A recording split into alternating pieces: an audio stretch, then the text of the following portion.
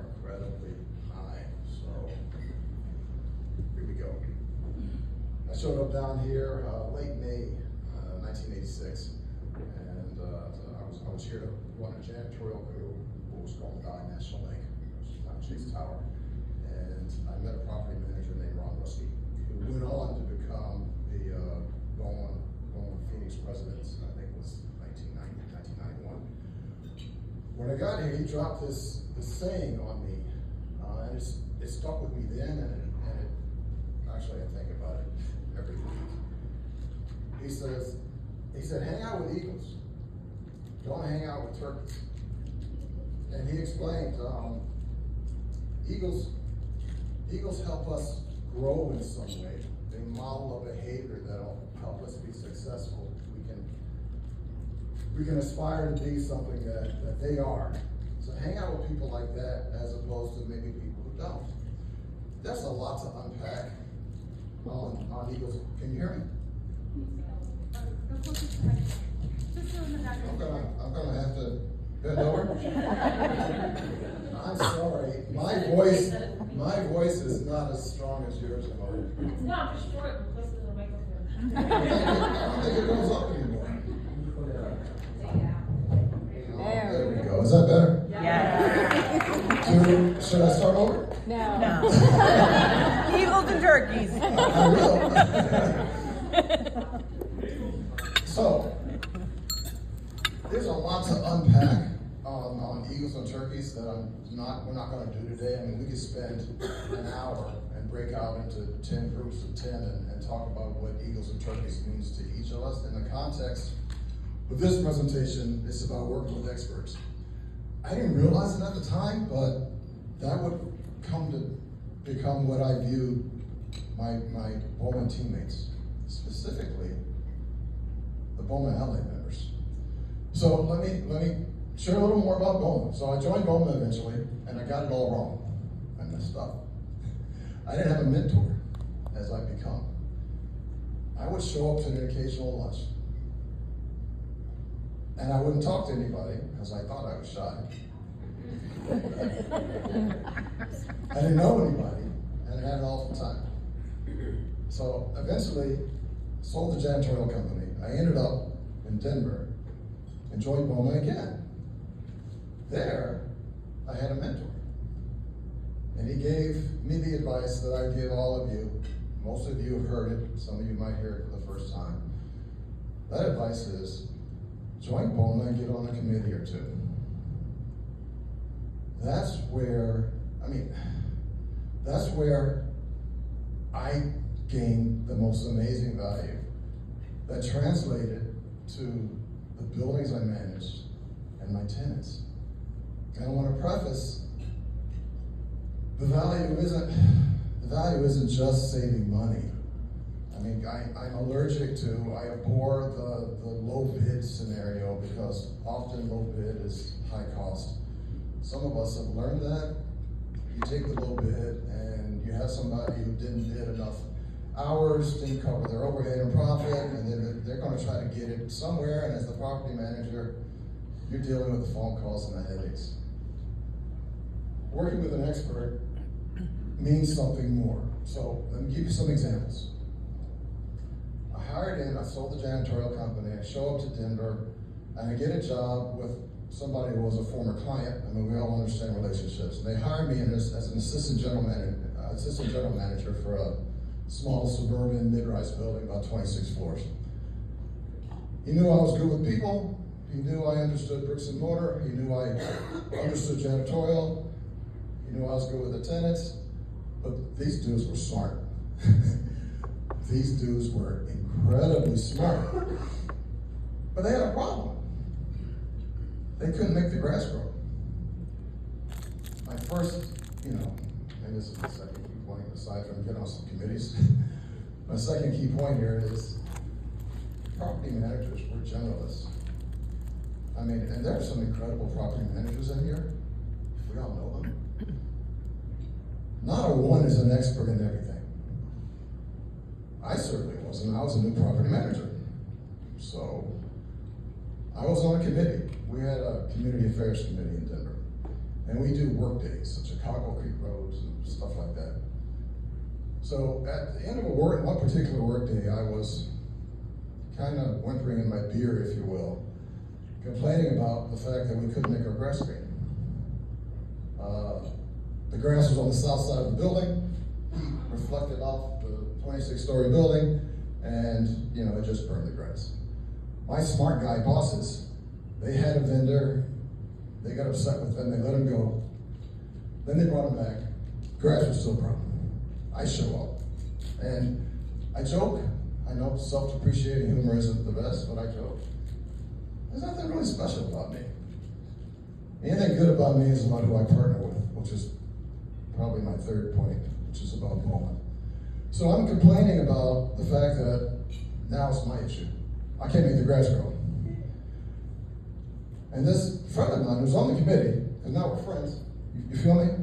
You're on a committee, you work with people, you become friends, you develop relationships. Should I repeat that? It's a key point. Key point. You develop relationships in BOMA. And he says, Ernie, let me take a look at it. He says, I think I can help you. Made the change, and we get green grass. And you probably are thinking, so what? These smart guys, these asset managers, this general manager, they couldn't figure it out. I'm not a landscaper. I wasn't going to figure it out. I talked to somebody who knew, and I found them in BOMA. They were my BOMA partner. There's another, I've got a few examples. It's my time, so I'm going to share. Same committee, different issue. As a janitorial owner and operator, I understood budgets, so I'm building a budget for this, 450,000 square foot building. And I reached out to the elevator vendor who happened to have installed the elevator some 15 years before, and he gave me a number I didn't like. And I was annoyed. So, same BOMA committee, different partner, if you will. He wasn't a partner then, it was somebody on the committee, and I, again, shared my frustration. And he said, Ernie, the conventional wisdom used to be that only that elevator manufacturer could maintain their elevators. And he said, man, that's changed. But don't take my word for it. He said, talk to your elevator consultant. I can follow instructions. I've gotten better at it over the years. Talked to my elevator consultant, and he said, he's right. So we bid it out, made a change, and saved $70,000 a year with no service drop-off. Remember what I said? Low bid is high cost. I got with somebody who knew more than me and knew more than my bosses who were uber smart. This is another example of what I've come to know is an economic value of working with BOMA. Back then it was the Yellow Pages. I'm not going to do that. Now it's Google. I'm not going to do that. Now people call me up and email me literally around the clock. And I'm like, I don't know you. I need to work with people I know and I trust. I need to work with people that I have relationships with. And I found them here. I found them here at BOMA. Now, Allied members, and Michael and Mary, I made this offer before. I'd love to spend more time with our Allied vendor partners because you are the engine that drives this association.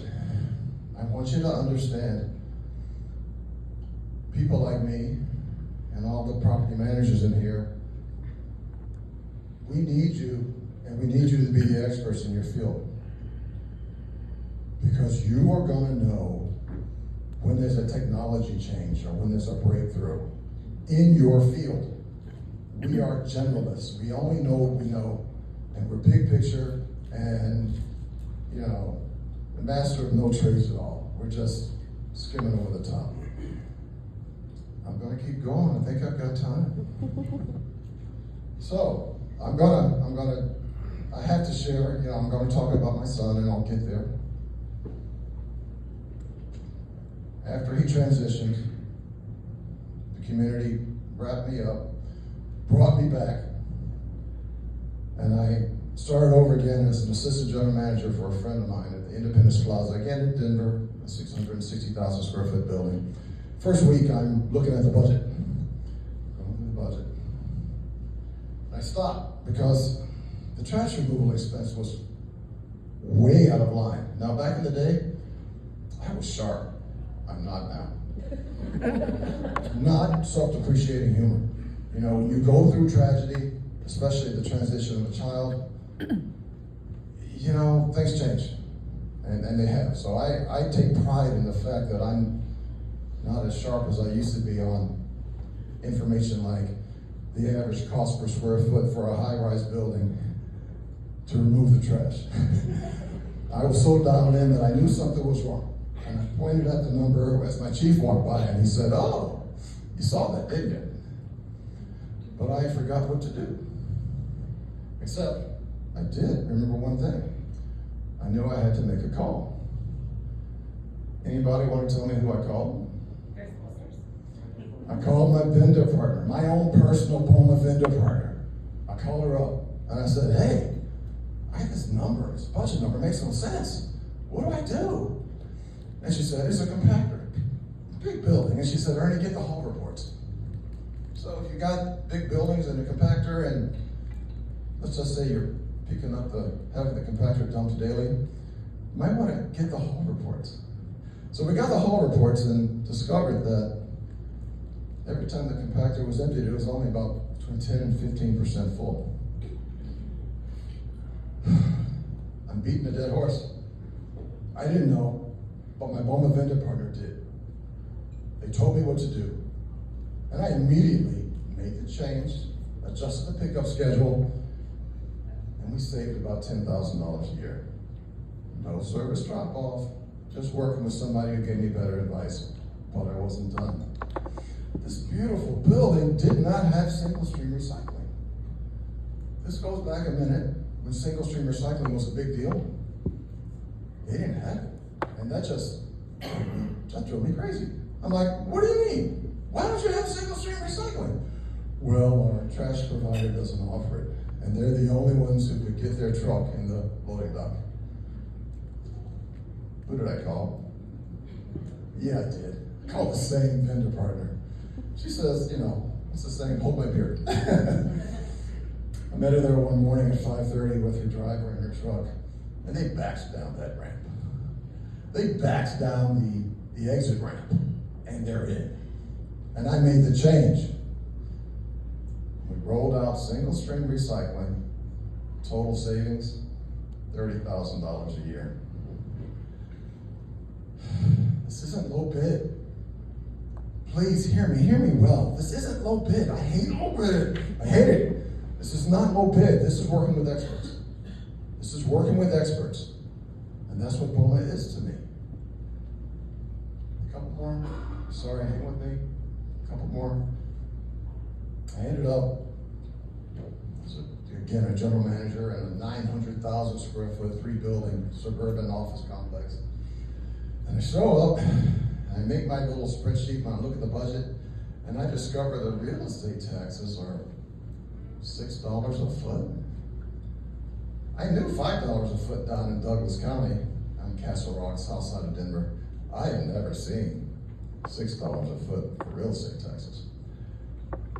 I ended up, of course, working with a BOMA member, real estate tax consultant, who was uber smart and uber aggressive. Long story short, it was appealed, saved $1.1 million over 2 years. Please hear me. Please hear me. This is BOMA. It's what BOMA was in my life. I'm not even talking about the property manager I got to know and that helped me grow. There's an economic value to being a BOMA member. Allied members, hear me well. Be that expert. Be that expert. And you know what, I'm gonna throw it out there. Don't be beat down and be a low bid provider. I have thrown out low bids, especially janitorial. I still know a little bit about janitorial. But if I can back into your numbers and I look at it and I don't understand how you're making money or covering your overhead, you're out. You're not in it. Couple some real time things. And I speak passionately about what I experienced.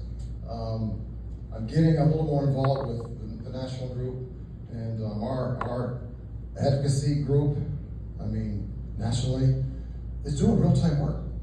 As I understand it, it's my caveat, as I understand it, the administration was going to stop funding Energy Star. And I'm like to myself, wow, Energy Star's a low bar. They were gonna stop funding it and give the states the option whether or not they wanted to fund it themselves. Personally, I think that's an issue. Where our BOMA advocacy group sent letters, visited with the senators on the subcommittee, and they agreed that it should continue to be funded. I think it was 26-2 was the vote. And they're recommending it continues to be funded at about $36 million a year. Now we here in BOMA need to do a better job of communicating that. We need to do a better job of communicating the economic value. I'm beating value to death because I'm passionate about BOMA. Was it last week? Last week I reached out to my BAE, my executive director, from when I was BOMA president in Denver. And I said, remind me the work you did to support the group as it relates to the fire department and the building departments. And she reminded me that our group, our executive director, our lobbyists, were actively involved with the building departments and the fire department as it related to harmful codes that would drive up our costs and how long it took to get building permits and facilitated change. That's my BOMA commercial, okay, for an economic value. This is what BOMA is. So, I told some of you I'm going to ask questions. Does this still apply? I got one yes? Yes. Okay, if it applies, please share those examples with me, Scott, and Amari. Share those examples. Because damn it, can I say that? We have got to do a better job of communicating the value of BOMA. We've got a waiting list of you stellar vendors. You're waiting to join until we get more property managers to join. We've got to educate the property managers, but they're not the ones holding the keys to the castle. The owners are. We started on owners. Some owners can be taught. If you go to an owner who's willing to be taught, and you have economic data of the value of BOMA, you're gonna, maybe you win some over. That's why I'm asking for examples. Okay. I'm gonna pivot to another value of BOMA, which, I see you. I see our board and how they get along in their relationships. I see how you communicate in here. You guys got the relationships down. And the relationships are forever in some cases. Now, I'm no fool. I know some of you are like, Ernie, I'm not feeling it. You know what, come talk to me. I'm gonna tell you, get on a committee or two. Get involved with people. It's about meeting people. My mentor said, always do what you say you're gonna do on a committee. Always show up. You develop that relationship. Eventually they're gonna know what you do. They'll trust you, and they'll come and they'll ask, hey, I got a problem with my grass. I got a problem with my elevators. Sorry, I gotta hold this close so you gotta hear me blow. So my son transitioned. Our son transitioned. My wife is here. And this is June 10th, 2009. BOMA showed up to the services.